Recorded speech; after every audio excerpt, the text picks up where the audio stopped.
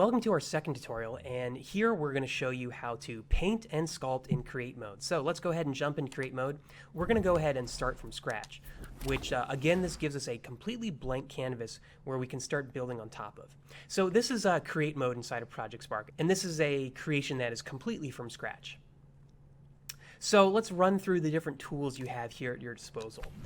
You have a biome brush, and now a biome brush is basically a paintbrush, but it also adds props and things on top of that. You have your paintbrush, which we're going to get to very shortly, and your sculpt brush, which has sort of a yin and yang of each different sculpting type. You have expand and erode, you had add and subtract, you have smooth and roughen, you have plateau and tunnel, and you have cubify and decubify. So the first thing we're going to do is we're going to choose expand and erode.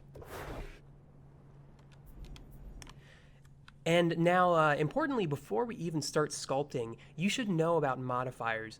Both the paint tool and the sculpting tool have modifiers that help you change the shape and size of your paintbrush you're currently working with. So I'm going to hold down on the left bumper, and now here you can change the scale with the left stick. We're going to use the right stick to go over to shape, and you can change that to a square. You can change that to a cylinder or just a circle, and then you can choose the intensity of the painting material or the sculpting you're using. Higher intensity means it makes it faster and more vibrant. Less intensity means it's a bit subtler. So we're going to go ahead with a scale of 50 here, and I'm also going to change the intensity up to about 50 as well. So we're going to go ahead and start just sculpting a U-shaped hill, and this is sort of the thing that we usually start with in Project Spark, just to get an idea of how to make very basic things. So this is U-shaped hill, and I'm just dragging and creating things for it. That's looking pretty nice. Now, I was talking about the yin and yang of create tools, and that's because on the flip side of expand, you have erode, which I can start using with left trigger. So I'm going to do that. I'm going to erode a little pond here for me. So that's looking pretty good. Let's move over to add and subtract. This is a bit more definite, where if you look here, we're going to create just a exact circle of terrain. So we're going to add terrain right here. That is an exact circle, as you can see. Perfectly adds the exact amount of terrain that you asked for, or subtract, which exactly takes away anything within your sphere of influence. So we're going to just take this all away that I created. Next we have roughen and smoothen. So I'm going to start out with roughen with the left trigger. And as you can see, this creates very interesting structures. It kind of takes the terrain voxels you're working with and roughens them out to create more unique shapes. Now, by using the right trigger, we can start smoothing that back down again. Now, you can use smoothen to not just smoothen the things you've roughened, but smoothen any sort of terrain. This is great for if you're making ramps or anything that needs to have kind of a nice level plane. This is perfect for kind of creating that level plane and making things a bit more consistent.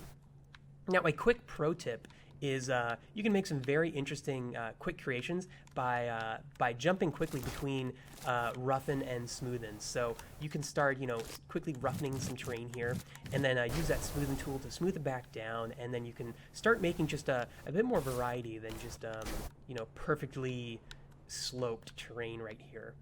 So that's that. Now we're going to go into plateau and tunnel. So plateau basically looks at the highest point of that your paintbrush is currently in, or your terrain brush is currently in, and it's then going to actually create a plateau at that level right here. So we're creating a pretty large plateau right here. And as you might expect, tunnel does the opposite of that. It looks for your kind of lowest point here in your voxels, and then it creates a tunnel from there, so we can kind of tunnel through this terrain right here, and we've created a nice tunnel just like that. Now, cubify and decubify, when you cubify stuff, it makes it into a blocky format, like so. And really anything that is in cubify will always be in this blocky format. You'll have no curves whatsoever. And if you don't like that, that's why you have the decubify tool, where you bring things back to their more natural voxel shaping right here. So we're going to just go ahead and decubify this whole thing right here. Bring it back to its normal state. And now, if I wanted to, I could also choose to undo what I've just done, which I can do with the undo tool right down here at the bottom. So I can just quickly undo that, and just like that, I have gone back to before I created my plateau of land. So that's perfect. That's actually exactly what I wanted. Let's jump over to the paint tool now. So with the paint tool, you have a bunch of different paint materials that you can use on your terrain. Let's go ahead and hit up on the D-pad to open this up. And what you're going to see is a lot of different paint materials. You have 16 different paint slots you can use for all of these different materials. So I'm going to choose a checkerboard paint, because why not, with A, and then I'm going to hit B to get out of here.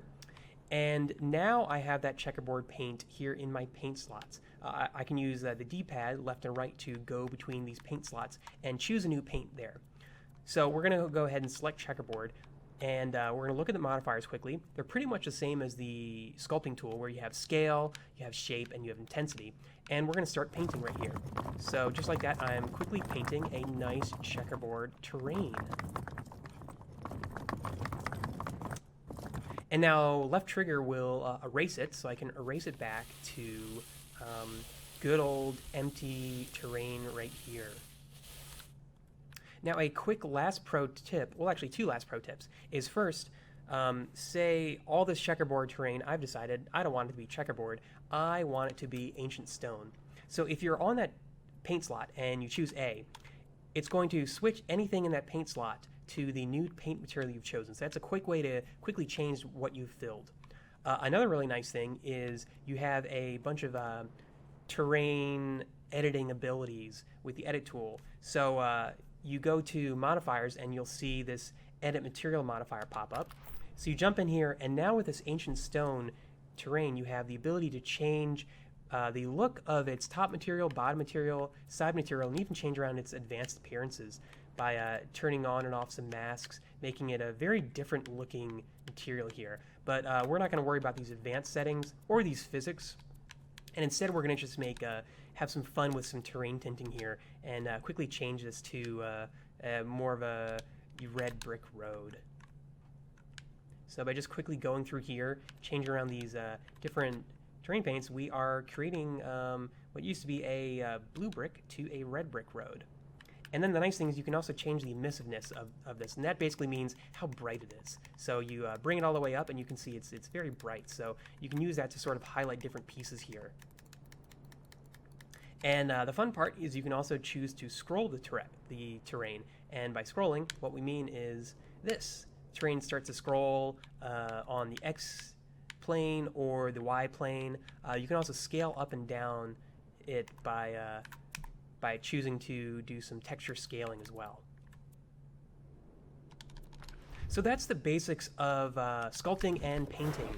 Now in the next tutorial, we're going to run through the prop mode and how to place props and work around with props.